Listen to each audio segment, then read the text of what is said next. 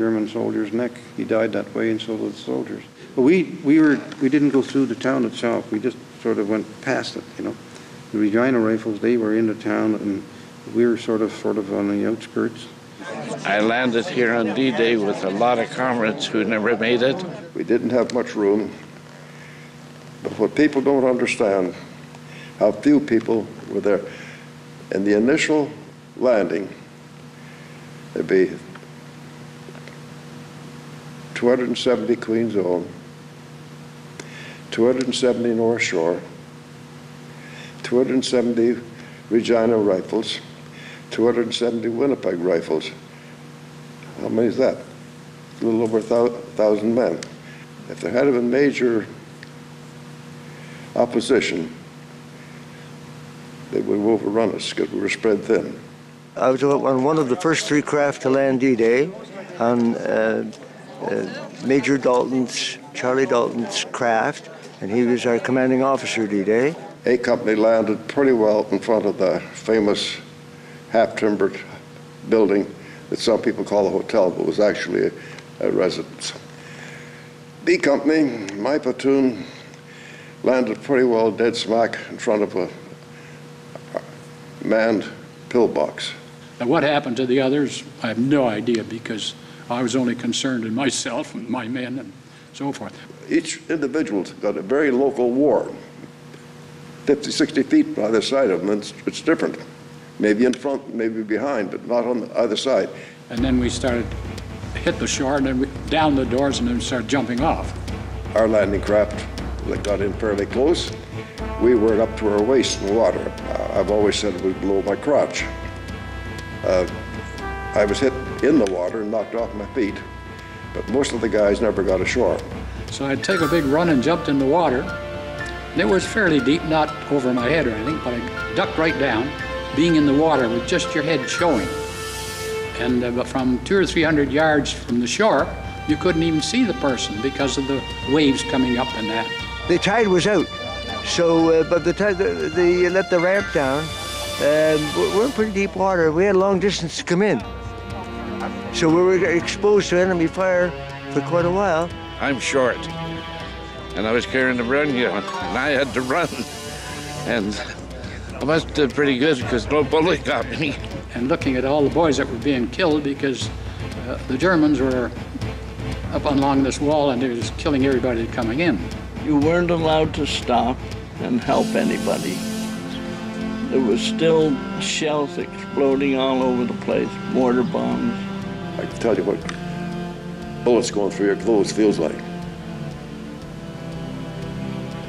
If I'd have been half a step further ahead, I wouldn't be here. See, I was hitting my hand and knocked off my feet.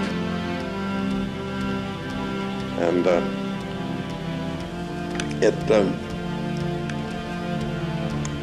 when I come up, I had no section. Again, you could see the bodies, see the blood, but no section. Normandy was a meat grinder.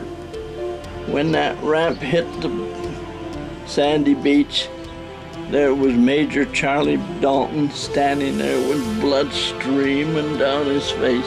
He had been hit in the head. And he said, "Get up to the wall." Well, I was at the wall before he finished the sentence. With all the bombardment, it would appear that the Germans weren't stopped by the bombardment. Then the bunkers started firing at us. And when we hit here, our aim was right away to hit the wall and then go again. But a lot of good men didn't go.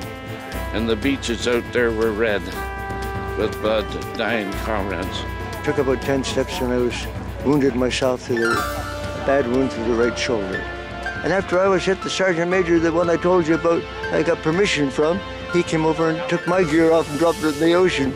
And we found out later he did the right thing because apparently my collarbone was just left with a splinter, and had that broken off, it would have punctured my lung likely, and I probably would have drowned so in my own blood. So the thing is that I say by the grace of God I'm here.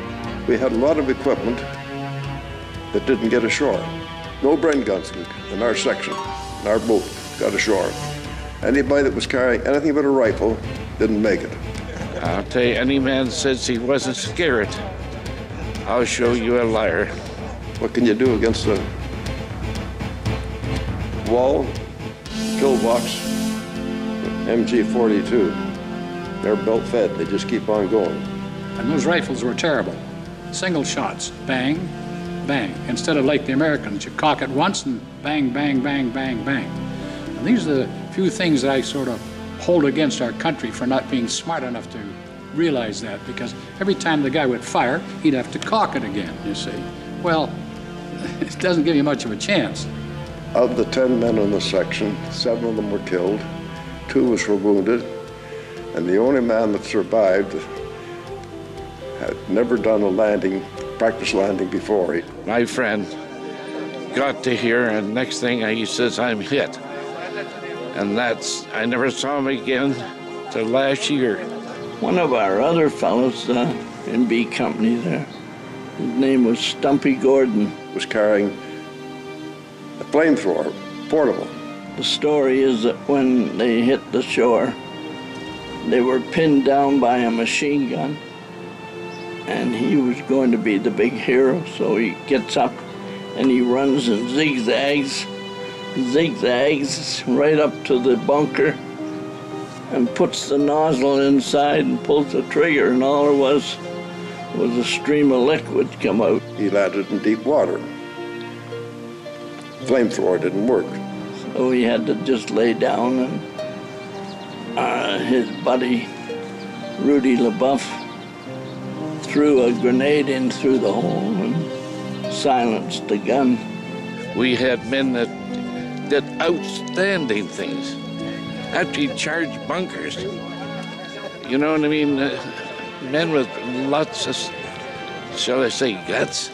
The whole company was pretty badly decimated. We had over half the battalion's casualties. I believe B Company was, I think it was 63 we lost. So we had a bad day that day. One of the lads, believe it or not, was killed. About 3 weeks before we landed, got a Dear John letter. Now, that lady, if you can call her such, would get his widow's allowance. That's something that sticks in your craw. A lot of bad memories here. A lot of bad memories. That's the one I had on D-Day. And as I say, we had 15 minutes to live. And I looked at my watch and I scraped the sand and everything off it. 20 minutes and I'm still alive. So I've kept it ever since. We got up to the wall. That was the main thing. The wall is slowly being filled up now, 8 to 10 feet above and a concave away from you. Most of our ladders were back in the water. We got up to the wall, and there was one of the riflemen from B Company. I think his name was George Grout.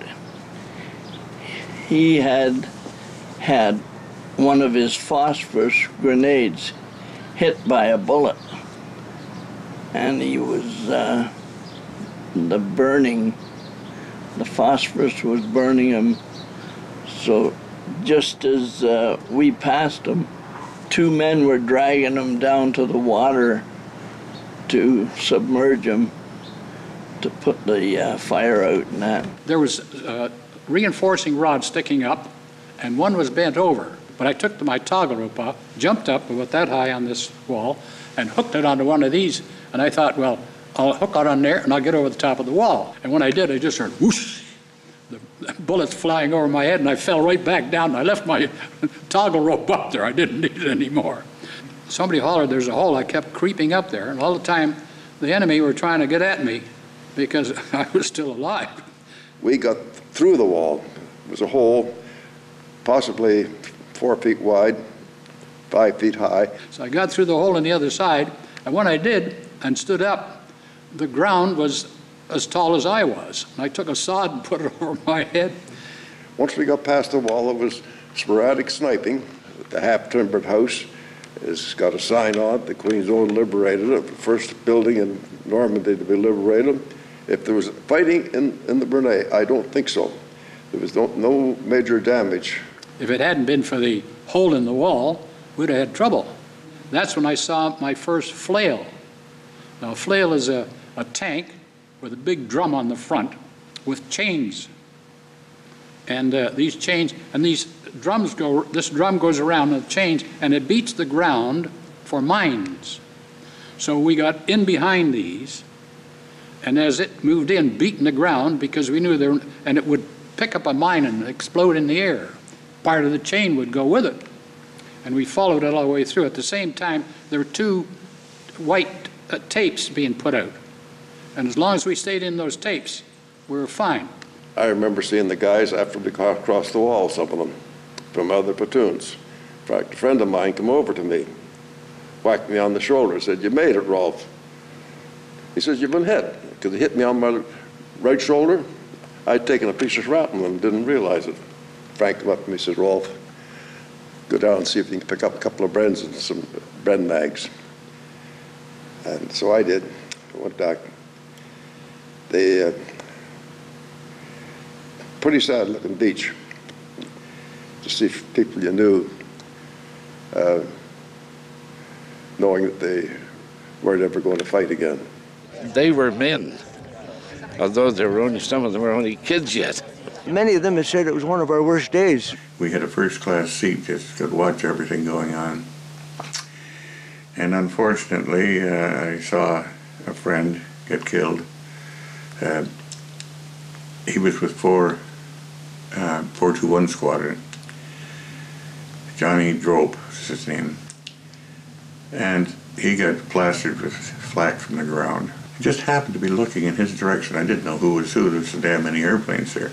And I saw him climb over the side and jump, and his parachute